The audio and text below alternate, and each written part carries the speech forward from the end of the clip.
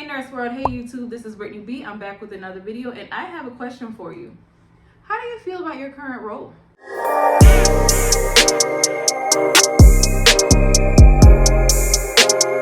So like I said, my name is Brittani Bee. I'm a registered nurse. I created a self-help journal. It's on Amazon for $8.99 and it's called Secrets of a Stressed Nurse.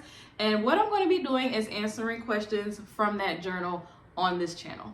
So without further ado, let's do the very first question in the journal, shall we? So the very first question is, hold on y'all, let me get to it.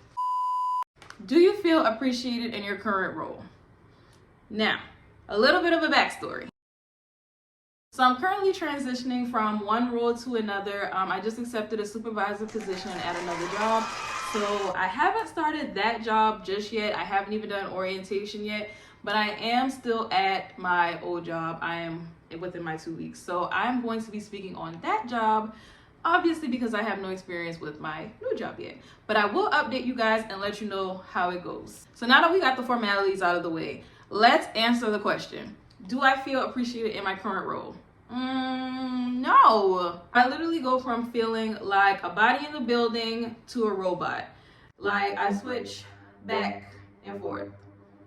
This is me switching back and forth. Like I just go back and forth between feeling like a body in the building and a robot. That's why I don't feel appreciated. So let's get into why I feel like a body in the building. Okay, so I base it off of two things: what I've seen and how I feel. So let's start with what I've seen. So the first thing that I've seen at this particular place is CNAs not being able to handle certain patients. Now, if you know how important a tech or a CNA role is to the nurse.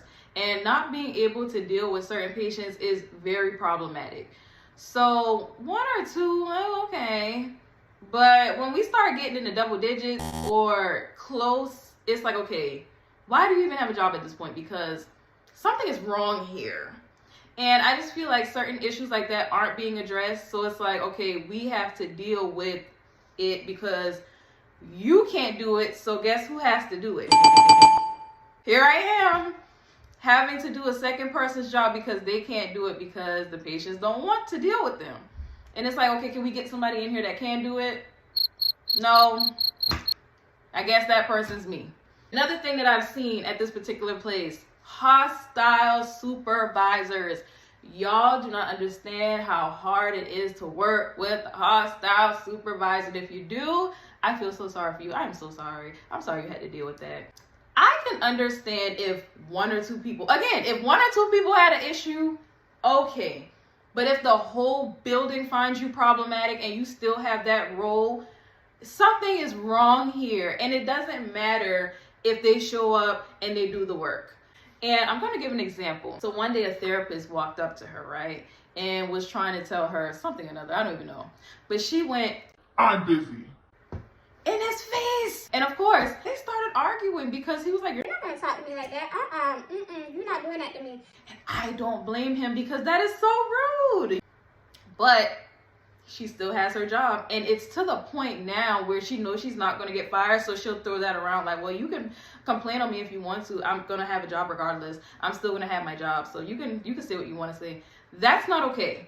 Nobody should feel that secure in their job to the point where they feel comfortable enough saying to people that have an issue with them, well, I'm still going to have a job regardless, so try it if you want to.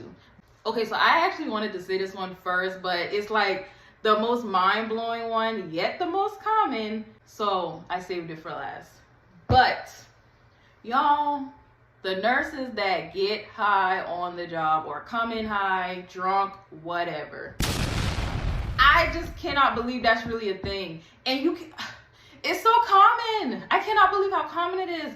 But yes, seeing it in person is just like, wow, this is crazy. Like, how do you still have a license, let alone a job? Like, this is crazy. But yes, I've seen it. And guess what? They still had a job because they have a license and the title and they're a body in the building. So from what I've told you, you can kind of see why I feel like a body in the building, because when you do bring these concerns up and try to address these concerns with management, it's kind of just like, well, nobody's applying right now. We got to make do what we got. It's like, okay. And then little things like get handled. Like the little fires are being put out, but the big bonfire that's burning is just kind of like completely ignored. So never mind Nurse Susan getting high over there, or the CNAs that's arguing with the patient, thus making the patient uncomfortable. You don't like my tone. Okay, anyway, that's why I feel like a body in the building. So let's talk about why I feel like a robot. So everybody kind of knows with nursing is very task-based, and I don't really know if many nursing students knew that before getting into the field, but I didn't know that. I really thought it was a lot more patient-centered, but I really just feel like I'm doing one task after the next, and if I don't get it done by the end of the night, it's gonna be all hell to pay in the morning. I do night shift, by the way. So with that being said, it's like if one thing happens, like a patient falls or they have a change in condition, and you have to stop with your mini task and address it, it's gonna throw you behind, because now you have to call the doctor, document what happened, do patient interventions, check on the patient constantly to make sure that they're okay, fill out paperwork. Did I say fill out paperwork? I meant to say fill out paperwork, and fill out some more paperwork and document and chart. And yeah, you have to do like 45 different incident reports for one fall or one change in condition, and God help you if you get an admission on top of all of this. Even something as simple as a patient needs a PRN medication, you have to jump through hoops and hurdles just to get that one pill, and it will throw you behind your many tasks. On top of all of your many tasks that you have to do, you also have to help other healthcare professionals with their task. You literally have to help everybody, regardless of what you got going on, with a smile. Because if you have a bad attitude or say you can't do it, now you're lazy, you're not helpful, it's not conducive to the work environment, blah, blah, blah. So, robotic. Because how in the world can I juggle my task and your task at the same time and get everything done? Another thing that makes me feel robotic in this role and other floor nursing roles too is having to think quickly and accurately when at work. And it might not sound like a big deal, but let me put it in perspective for you. Imagine doing your taxes with 6 to 7 screaming toddlers around you, all wanting your attention, yelling, screaming, playing their little musical instruments. Imagine like some drum sets going off over here, a little xylophone playing over here, the TV's on, the phone's ringing, and your husband or your wife needs your help with something. That would be the doctor calling you for something that they need you to do. Imagine doing your taxes while all of that is going on. That's what nursing feels like all the time. You're being pulled left, you're being pulled right, and you're trying to focus on this one task, but it's really hard because you have all this noise going on around you, and you can't mess up. Because if you mess up on your taxes, you know, you might owe the government money. We mess up on our job, we could cost somebody their life. That's a big deal. So, you know, it's just amazing to me how people can really function under those conditions day in, day out, like for years on end. It's amazing to me. But that's kind of why I feel like a robot, because nobody appreciates that. Nobody appreciates the fact that you still have your sanity after all of that chaos. Nobody appreciates the fact that everything is done accurately. No, they're mad because you didn't get them that water they asked for an hour ago. So that's why I feel the way I do, like a robot and a body in the building. That's why I feel unappreciated in my current role. Like I said, hopefully my next role is a lot better.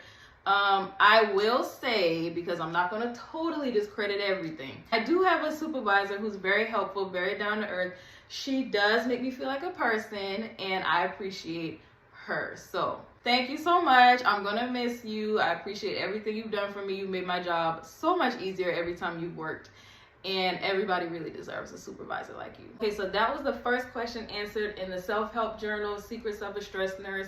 Like I said, it's on Amazon for $8.99. The link will be in the bio. And I want to hear from you guys. I want to know your thoughts, comments, opinions.